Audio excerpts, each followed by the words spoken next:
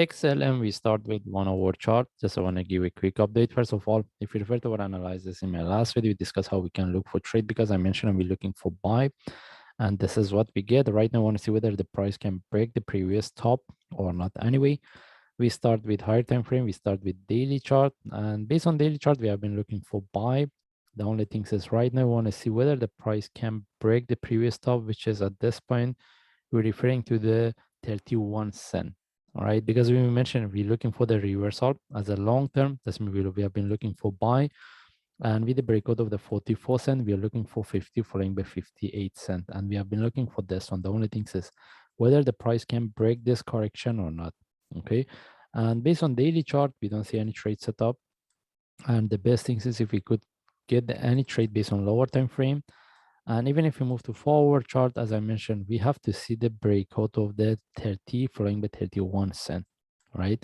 Because as we can see, based on lower time frame, based on forward chart, we mentioned since the price was within here, we mentioned if we get any opportunity for buy, we'll take it. And the targets we have been looking for is 31 following by 34 cent. And mostly we have been looking to see the breakout of this zone to confirm we are within uptrend. And one thing we need to highlight, if the price couldn't break this top, then we can expect for the next drop, and even we can expect this one turn to flat before we see the continuation. That's why if anyone wants to look for buy at this point, they have to wait for the trade setup. And based on forward chart, we don't see the trade setup. And even based on 1 hour chart, that's mean for those traders, they get the trade for buy within this range, they should move their sub loss to break even or take out the trade in the profit. Now we're looking at this. We want to see whether we can get the trade setup for buy from here, or we can expect to see one more drop before we see the reversal. All right. Buying at this point without the trade setup is not really good idea. Even if anyone wants to look for buy from here, the only way is to put their entry above this correction, which is quite risky. Anyway, we have to wait.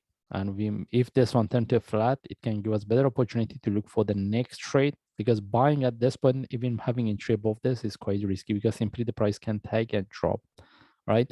We're looking for buy. It depends on the strategy the traders they use. And in this case, we just follow the chart. If I see any update, I will share. Thanks.